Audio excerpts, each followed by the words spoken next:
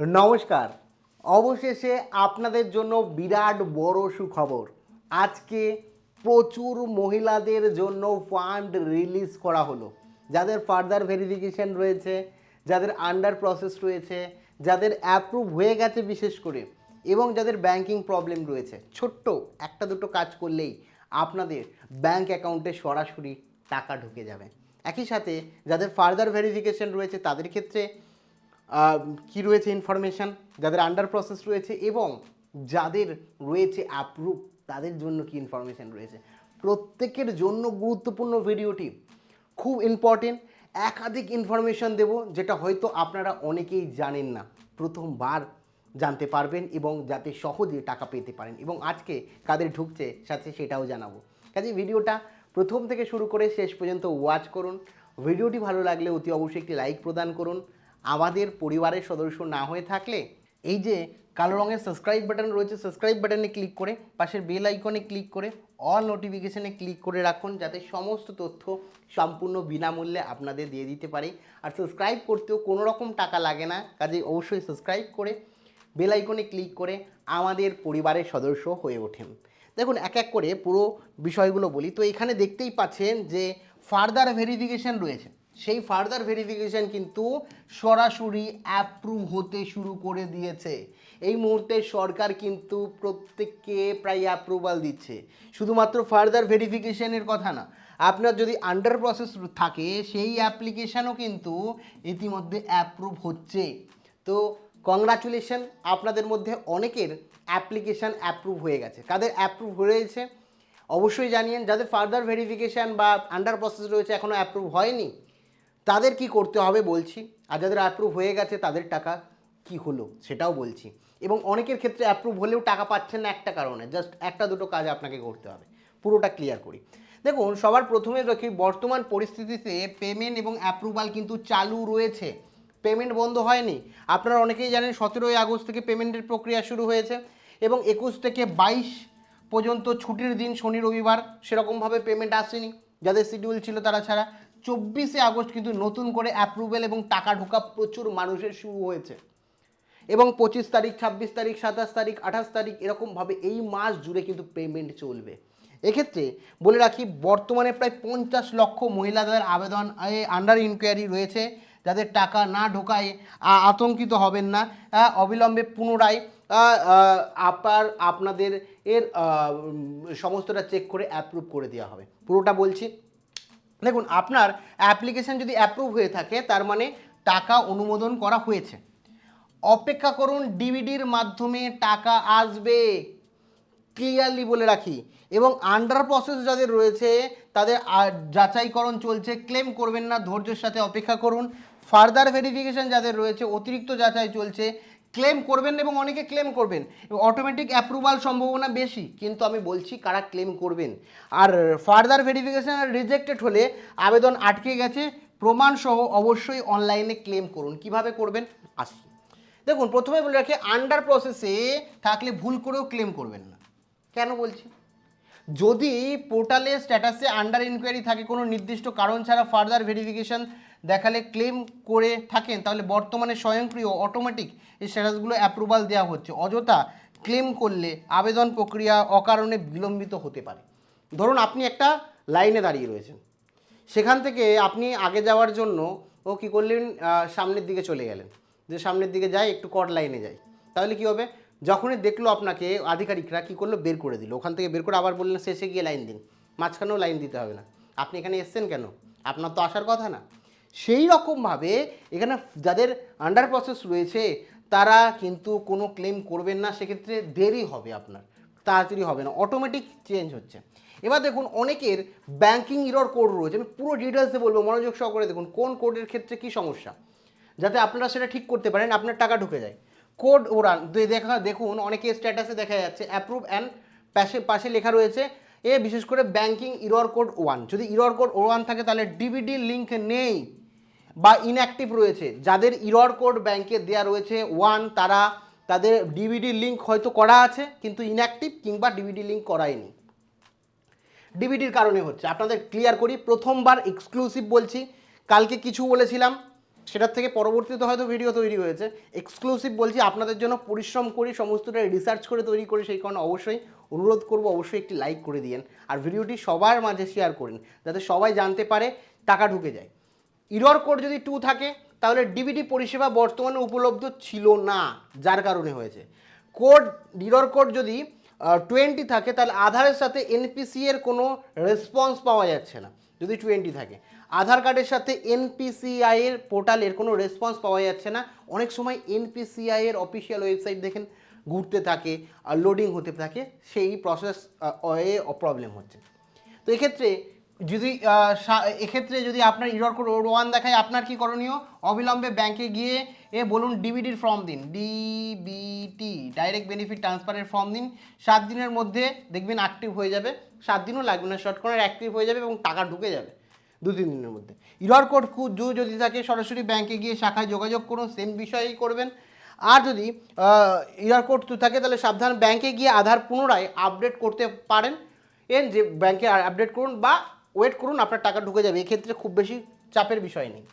যদি error code 3 থাকে তাহলে আধার কার্ডের নাম ভুল বা ইনঅ্যাক্টিভ রয়েছে। নাম ভুলের ক্ষেত্রেও হয় অনেক সময়, ঠিক আছে। ইরর কোড যদি 3 থাকে নাম ভুলের ক্ষেত্রেও হয়, 2-3 এর ক্ষেত্রে অনেক সময় ইনঅ্যাক্টিভ থাকলে হয়, ঠিক আছে।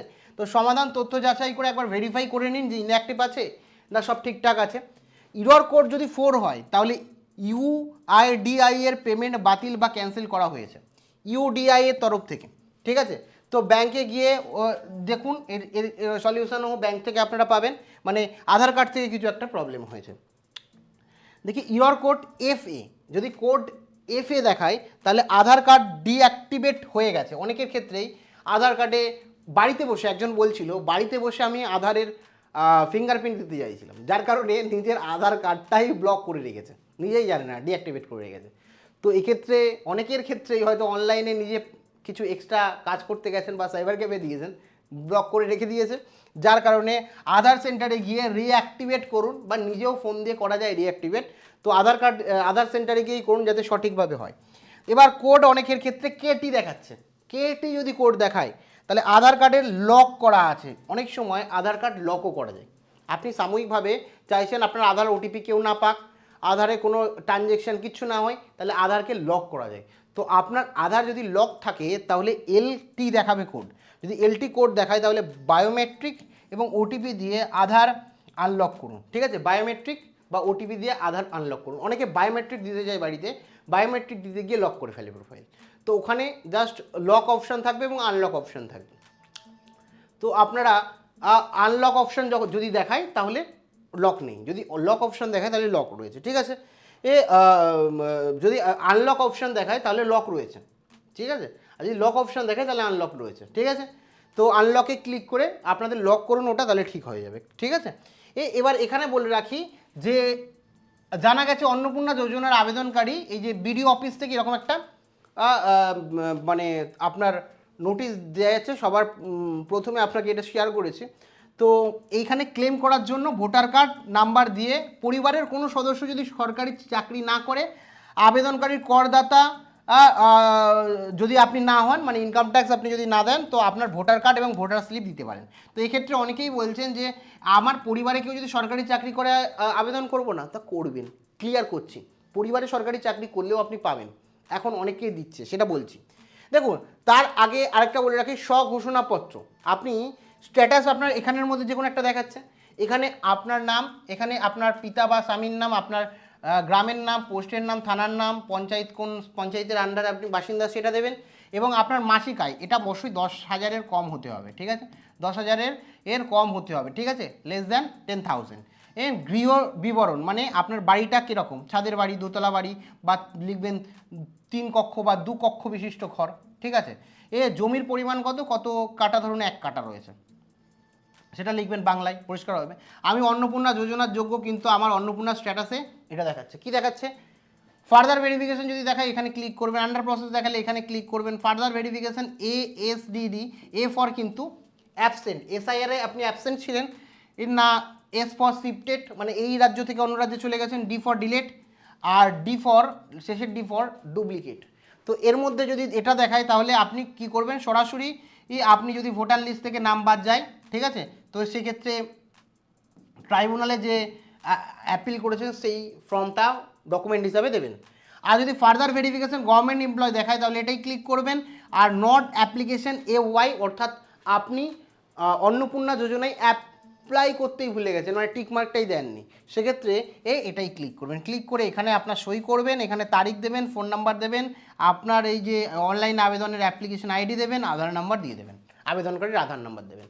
এক্ষেত্রে আবার বলে রাখি, একসাথে 2-3 জন যদি বাড়িতে থেকে থাকে, ফ্যামিলিতে 2-3 জন অন্নপূর্ণার আবেদনকারী থেকে থাকে, তো 2-3 জনের একসাথে ক্লেম করবেন না, এক একজন করেই ক্লেম করবেন, কারণ এক একজনের আইডিতে এক এক রকম প্রবলেম হতে পারে। আপনার এই যে ফর্মটা, এই ফর্মটা কোথায় পাবেন? এই ফর্মটা সরাসরি পঞ্চায়েত, মিউনিসিপ্যালিটি বা BDO অফিস থেকে পেয়ে যাবেন। যদি তারা দেয় তাহলে আপনারা সেটাই ফিল আপ করে এই অনলাইনে ছবি তুলে ক্লেম অপশানে গিয়ে দিন, এটা দেবেন। এটার সাথে কি দেবেন? আপনার ভোটার কার্ড দেবেন, আর সাথে SIR যে স্লিপটা বিএলওর থেকে দিয়েছিলেন বা যে স্লিপটা দিয়ে আপনারা ভোট দিয়েছেন সেই স্লিপ, এই 3টে ছবি তুলুন, সেটাকে PDF এ কনভার্ট করুন এবং তারপরে আপলোড করুন। এক্ষেত্রে এই ফর্ম যদি না দেয় বা না থাকে, বলে দিতে পারবো না, তাহলে কি করবেন? এই ফরম্যাটটা হাতে লিখুন, উপরে লিখবেন সেরকম দেখে দেখে স্বঘোষণাপত্র, মহাশয়া, আমি, যা যা লেখা আছে ফরম্যাট সেই লিখবেন।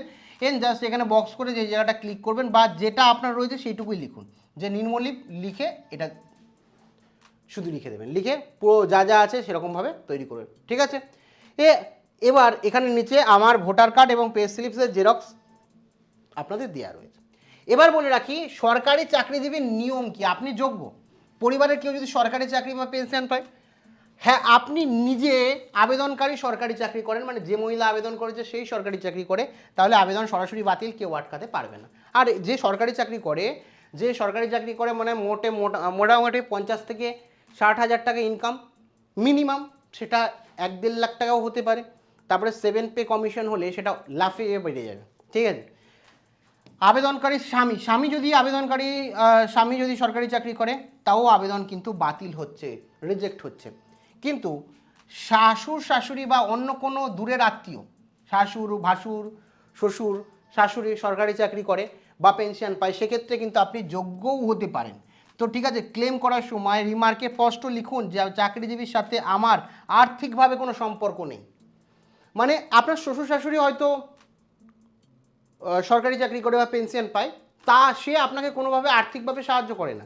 তো পরিষ্কারভাবে সহজে লিখুন যে চাকরিজীবীর সাথে আমার আর্থিকভাবে কোনো সম্পর্ক নেই, তারা তাদের মতো সংসার চালায়, আমি আমার মতো সংসার চালাই, তার সাথে আমাদের কোনো ব্যক্তিগত সম্পর্ক থাকলেও আর্থিকগতভাবে কোনো সম্পর্ক নেই। এটা ক্লিয়ার কাট লিখুন রিমার্কে। অ্যাকশন প্ল্যান, 3টের বেশি ঘর এর কারণ বাতিল হলে আপনি ভুলবশত ফর্মে রিজেকশন এলে সঠিক প্রমাণের জন্য আপনি কি করবেন? পৌরসভার নির্দেশ অনুযায়ী আপনি বাড়ির সামনে একটা নিজের ছবি দিন, ঠিক আছে। এবং যদি পারেন ঘরগুলোর ছবি দিয়ে দিতে পারেন, মেন ব্যাপার হচ্ছে বাড়ির সামনে একটা ছবি দিন এবং আবেদনকারী নিজের বাড়ির সামনে দাঁড়িয়ে একটি স্পষ্ট ছবি তুলবেন।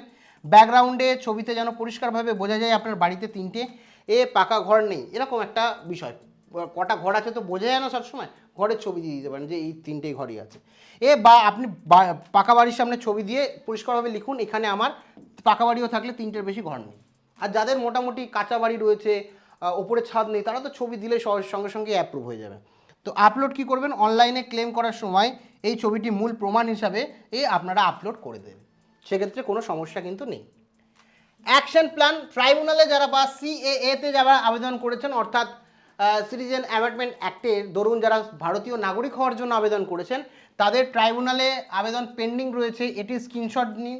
মানে আপনি যে পেন্ডিংটা রয়েছে এখনও, সেই মামলার নিষ্পত্তি হয়নি, সেটা লিখুন এবং ক্লেম পোর্টালে বক্সে লিখুন রংলি মার্ক অ্যাজ ইনএলিজিবল, দ্বিতীয়টা। এবং রিমার্ক বক্সে লিখুন আমার মামলার পেন্ডিং রয়েছে, আমার বয়স 25 থেকে 60-এর মধ্যে, আমার আয় 10,000 টাকার কম, আমি পরিবারের অবস্থা সেরকম স্বাভাবিক নয়, তো এই প্রকল্পের টাকার আমি যোগ্য। স্ক্রিনশট বা অন্যান্য সব কিছু কিন্তু PDF তৈরি করে আপনারা দেবেন। এক্ষেত্রে বলে রাখি, পারফেক্ট ক্লেম লেখার নিয়ম আবেগ নয় যুক্তি দেওয়া। অনেকেই কিন্তু, আমি আগেও বলেছি, কালকেও দেখলাম অনেকে, যে আমি গরিব, আমার টাকা খুব দরকার, দয়া করে আমাকে টাকা দিন, আমার বাড়িতে খেতে পায় না, দুবেলা ভাত হয় না, অনেকে অনেক ধরনের মন্তব্য লিখেছেন, আমি মানে কয়েকজনের কাছ থেকে শুনে আমি অবাক হয়ে গেলাম যে সঠিক কারণই দেননি। আপনার বলেছে 3টে ঘরের জন্য, আপনি দিয়ে রেখেছেন আমি আমি খেতে পাই না, লাভ কি? আবেগ দিয়ে কিছু হয় না, ঠিক আছে? যে আবেগ দিয়ে আরও উল্টে দেখবে এর প্রপার রিজন নেই, রিজেক্ট করে দিতে পারে।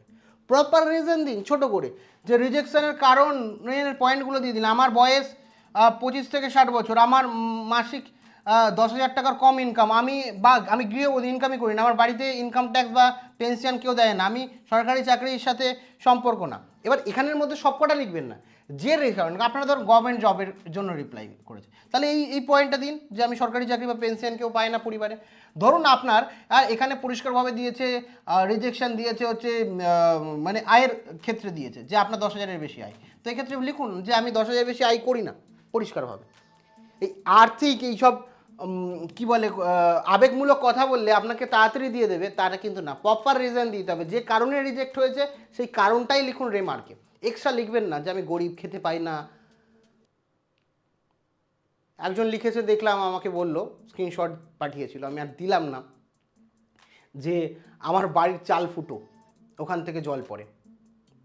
তো এই গুলো লিখেছে, যেটাই অ্যাকচুয়াল লেখা দরকার সেটাই লেখেনি, মানে ওর যে প্রবলেমটা আছে সেটাই লিখিনি। আরে লিখেছেন ঠিক আছে, মেন প্রবলেমটা তো লিখতে হবে। তো আবেগমূলক কথাকে কম করুন, প্রয়োজনে লিখেন না, কিন্তু মেন বিষয়টাকে লিখুন, যার জন্য রিজেকশন হয়েছে সেই জিনিসটাকে তুলে ধরুন, ঠিক আছে? টেকনিক্যাল স্পেসিফিকেশন বা ডকুমেন্ট আপলোডের সঠিক নিয়ম দেখুন, সমস্ত প্রমাণ নিয়ে একটি সিঙ্গেল পিডিএফ তৈরি করুন, ঠিক আছে? সিঙ্গেল পিডিএফ তৈরি করুন, যেই ফাইলটা কিন্তু 200 কেবির মধ্যে হতে হবে। বাধ্যতামূলক ডকুমেন্ট ভোটার কার্ডের কিন্তু ভোটার কার্ডের ফ্রন্ট পেজ এবং ব্যাক পেজ দুটোই কিন্তু নেবেন, ঠিক আছে? অতিরিক্ত বাধ্যতামূলক যদি হয় ভোটার স্লিপ অথবা ভোটার লিস্টে নামের পাশে টিক দিয়ে আপনি সেটাও আপলোড করতে পারেন। একদম সিম্পল, ছবিগুলো তুলবেন এবং ফোনের স্ক্রিনে গিয়ে, এখানে আমি দেখিয়ে দিয়েছি, ফোনের স্ক্রিনে গিয়ে ছবিগুলো তুলে আপনি লিখবেন এখানে যে image to PDF, image to PDF লিখবেন। জাস্ট এখানে অনেকগুলো চলে এসেছে, এখানে চলে যান এবং এখানে সিলেক্ট করে এই সিলেক্ট ইমেজে ক্লিক করে যতগুলো ছবি তুলেছেন সেই ছবিগুলো সিলেক্ট করুন, তারপরে কনভার্ট পিডিএফ দেখাবে, কনভার্ট পিডিএফে ক্লিক করে পিডিএফে তৈরি হয়ে যাবে 1 সেকেন্ডে, ছবি থেকে তৈরি হয়ে যাবে 1-2 সেকেন্ড, আমি 1 সেকেন্ড বললাম, মোটামুটি 5-10 সেকেন্ডের মধ্যে কাজ হয়ে যাবে। ছবিটা তুলুন, অনলাইনে যান, লিখুন ইমেজ টু পিডিএফ, অনেকগুলো ওয়েবসাইট হবে, যে কোনো একটা ওয়েবসাইটে যান, গিয়ে ছবিগুলোকে সিলেক্ট করুন পরপর করে, যেটা সামনে দিতে চান। প্রথমে আপনার ভোটার কার্ড নিন, তারপরে আপনি ভোটারের এসআইআর স্লিপ নিন, তারপরে আপনি যে কারণ হয়ে বলেছে সেই কারণের সাপোর্টিং কোনো ডকুমেন্ট থাকলে সেটা দিন, নয়তো সেলফ ডিক্লারেশন যেটা আছে সেটা দিন, দিয়ে 4-5টা যে কটা হয় আর কি সবগুলো দিয়ে আপনারা কী করছে, সবগুলো দিয়ে সরাসরি কনভার্ট পিডিএফে ক্লিক করুন, পিডিএফ তৈরি হয়ে যাবে, ডাউনলোড করে পিডিএফটা আপলোড করে দিন। সেটা মাথায় রাখবেন 200 কেবির মধ্যে হতে হবে। যদি দেখা যায় 200 কেবির বেশি হয়ে গেছে, তাহলে সরাসরি যান পিডিএফ সাইজ রিডিউস, ঠিক আছে? পিডিএফ সাইজ রিডিউস, সমস্তটাই বলে দিচ্ছি। বেশি হয়ে গেছে তাহলে লিখবেন পিডিএফ সাইজ রিডিউস, ঠিক আছে? জাস্ট এখানে ওই পিডিএফটাকে আরেকবার আপলোড করুন, আপলোড করে সাইজ রিডিউসে ক্লিক করুন, আপনার যে কেবিটা আছে বা সাইজটা আছে ফাইলে সেটা কমে যাবে এবং সেটা আপলোড হয়ে যাবে। অনেক সময় এই 200 কেবির মধ্যে না হলে কিন্তু আপলোড হয় না, তো ধরুন 500 কেবিতে পরিণত হয়েছে, সেটাকে কমিয়ে আনতে পারবেন, কোনো সমস্যা হবে না। এবার বলে রাখি প্ল্যান বি, অফলাইনে ক্লেম করার পদ্ধতি। অনলাইনে সমস্যা হলে পোর্টালে কাজ না করলে আপনি স্থানীয় বিডিও বা পঞ্চায়েতে বা মিউনিসিপ্যালিটি অফিসে যান, সরাসরি বলুন আমাকে ক্লেম করে দিন, তারা সেলফ ডিক্লারেশন ফর্মে আপনাকে সই করাবে। তো সেলফ ডিক্লারেশন ফর্ম আমি যেরকম দেখালাম সেরকমই হবে, কোনো মানে নেই, বিভিন্ন রকম হতে পারে। অনেক জায়গায় বলে আপনাদের সেলফ ডিক্লারেশন ফর্ম নিয়ে আপনারা খাতায় লিখে করুন, ঠিক আছে? তো যেরকম বলবে সেরকম অফিস থেকে সেলফ ডিক্লারেশন ফর্ম সংগ্রহ করছেন কিনা খোঁজ নিন, স্বামী বা পিতির সমস্ত ঠিকানা দিন এবং আয়ের বিবরণ দিয়ে এই সেলফ ডিক্লারেশন ফর্ম যেটা দেবে যদি দেয় সেটাকে ফিল আপ করে জমা দিন এবং বলে দিন আমার ক্লেমটা আপনি করে দিন, তারাও করে দেবে আপনাকে, কোনো সমস্যা নেই, ঠিক আছে? ক্লেম তারাও করতে পারবে। আর এক্ষেত্রে বলে রাখি, যাদের অ্যাপ্রুভ হয়ে গেছে তাদের মধ্যে প্রচুর মানুষের কিন্তু টাকা ঢুকতে চলেছে, কাজে চিন্তার কোনো বিষয় নেই যে আমি টাকা পাচ্ছি না, 17 থেকে 20 তারিখ পায়নি, তো বলে রাখি 17 থেকে 20 তারিখের মধ্যে প্রচুর মানুষ মানে প্রায় 15 থেকে 17 লক্ষ মানুষের অ্যাকাউন্টেই টাকা ঢোকেনি, যা টাকা কিন্তু টাকা ঢুকছিল ধাপে ধাপে। এবং 24 তারিখ থেকে জোর কদমে টাকা ঢোকা শুরু হয়েছে এবং কালকের বৈঠকের পর কিন্তু সরাসরি আজকে তারপরের দিন মানে এই আগস্ট মাস জুড়ে কিন্তু প্রচুর পরিমাণ অ্যাকাউন্টে টাকা ঢুকবে। তো কাজেই প্রত্যেককে বলবো নিশ্চিন্ত থাকুন, আপনার টাকা হয়তো আজকেই ঢুকে যাবে। বাদবাকি আপনাদের যেগুলো বললাম সেগুলো করুন, ক্লেম করুন, যারা কারা ক্লেম করেছেন, কাদের অ্যাপ্রুভ হয়েছে এবং আপনাদের স্ট্যাটাসে কি দেখাচ্ছে বা কোনো অসুবিধা থাকলে অবশ্যই কমেন্ট সেকশানে লিখুন। কেন আপনাদের বা আমার যে পরিবার আপনাদের জন্যই তো ভিডিও বানায়, সেক্ষেত্রে আপনাদের স্ট্যাটাস বা আপনাদের এই মুহূর্তে কি স্থিতি রয়েছে অ্যাপ্লিকেশনের, কারা টাকা পেয়েছেন সেগুলো আমি জানতে চাই। কারণ আপনাদের কমেন্টের ওপরেই সলিউশন আমি খুঁজি আপনাদের সাহায্য করার জন্য। কারণ আমি মনে প্রাণে চাই আপনার প্রত্যেকে যথাসময়ে আপনাদের প্রাপ্য টাকা সরকারি তহবিল থেকে আপনার ব্যাংক অ্যাকাউন্টে পেয়ে যান। তো অবশ্যই কমেন্টে জানাবেন কোনো জিজ্ঞাসা থাকলে, আর আপনাদের স্ট্যাটাস বা ক্লেম করেছেন কবে সেটাও জানিয়েন। দেখা হচ্ছে পরবর্তী ভিডিওতে। Thank you.